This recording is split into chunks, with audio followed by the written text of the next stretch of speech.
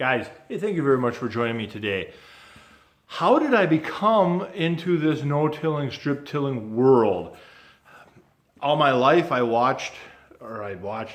did tillage, and we would watch erosion happen, and then we'd use tillage to fix erosion. We would moldboard plow in the fall and in the spring, and we would disc a couple times, and if we got a shot of rain, then we would disc it again because we couldn't have that wet soil to plant into. And so it was kind of funny looking back, like what were we really thinking? Look at all the fuel and time and money that was simply wasted for nothing. In 2013 was the first year of my yield monitor. And that was the first year that we thought, let's try some no-till soybeans. Just let's try. There's one no-tiller over here, and there was a couple down south over there. Let's try it and see what happens. And what we saw in 1 year of no-till on that lighter soil, right in the same field, half-tilled, half no-tilled, was we saw nothing. It yielded the same. The biggest difference was the input cost. We didn't have a primary tillage pass. We didn't have a couple of secondary passes. We simply drove the tractor out there and planted. And it worked very well. So we're just kind of like, oh, well, okay. We kind of learned a little bit. And because all my life, it's no-till don't work here. It's too cold and too wet. You got to get that soil hot and dry to make the stuff germinate. We kind of debunked a lot of that. The year for year, and then everybody talked about the yield. You know, the one guy no-tilling, they're like, well, what's his yield like? And nobody ever examined what his fertility program was. Maybe he was buying 120 bushel corn and he's combining 120 bushel corn. All the conventional farms is we needed to get more and more yield, so we're buying 160, 170 bushel corn, and some years you got 150, some years you got 120.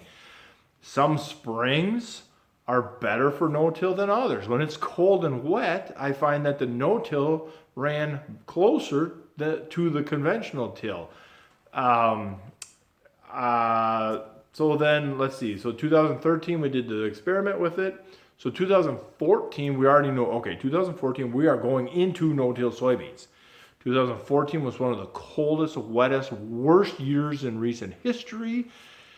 We did the no-till soybeans. We tried doing tillage, but it rained every third day. And when I'm out there trying to do tillage to scratch it up to get it hot and dry, I'm noticing that the tractor is carrying on the untilled soil very well. Behind the digger, when I would turn around on the headland, or if you're at an angle, you turn around kind of on the middle of the field. When I drove over what I just scratched up, the digger itself would just sink. The tires would just sink way down, 6, 7, 8 inches, stop turning, and just become a mess and a disaster back there. It's like at the beach, when the tide goes away, if you stepped on that sand, it's firm under your foot. But if you took your fingers and kind of stirred it up, it just kind of slopped up. And that is exactly what my hills are like, that large granular sand of the beach that just turned to slop with water.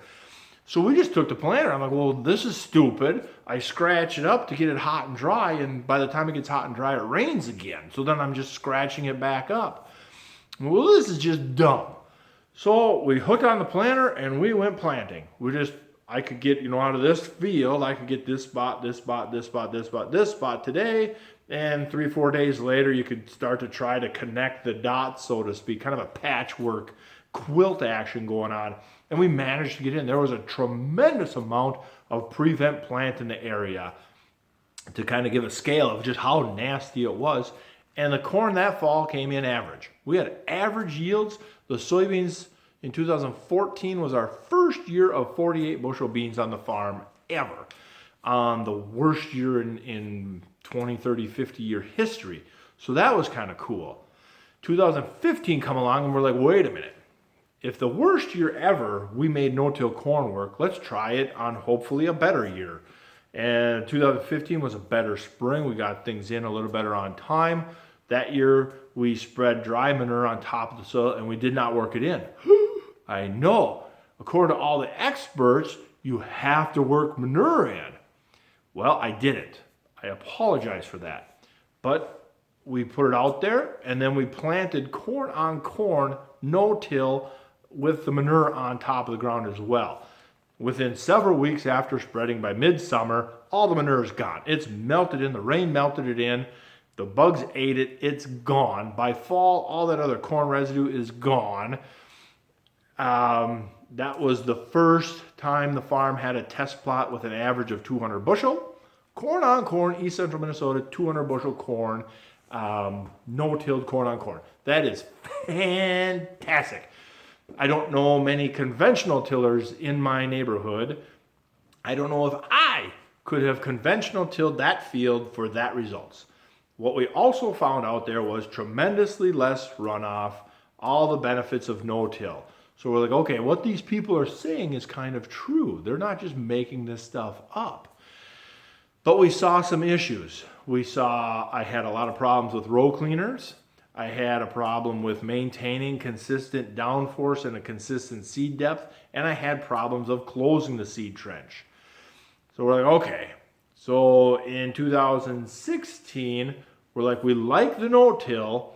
Oh, and in 15, we had a problem with side dressing the corn. I had a Coulter cart at the time, and in soybean stubble with corn, it was a non-issue. I go 7-8 miles an hour, side dress the corn, that little Coulter would slice in, go just fine. Corn on corn, in that corn residue, there was just too much residue. That little Coulter knife had a hard time getting through there without plugging, so every couple rounds you had to get out and unplug corn residue from between the Coulter and the boot. I tried adjusting them 10 different ways from Sunday. I got it to work pretty good, but it still just wasn't quite there. I think with a little updated Coulter setup, I probably could have got it to work. But so going into 2016, we're like, okay, we like the benefits of no-till. They are, without a doubt, we're seeing 100% improvement in our dirt and on the crops by going to no-till within a 2-year time frame. There is no reason to not keep moving forward in this direction, even when everybody else is saying, it don't work here. So 2016, then we started doing we built the strip till machine. We did strip till next to no-till. On the strip till, we did some with fertilizer, some with no fertilizer, and some with excessive fertilizer. And the no-till then did not have that. And on beans, the no-till beans still cash flowed the best. On corn, the strip till fixed a lot of the issues we had on the corn. Plus, the strip till then moved us to managing our fertility program tremendously better and more accurate than just simply broadcasting. So that's how we got where we are. We're moving down the path. Guys, thank you for watching. Please ask questions. We'll see you next time.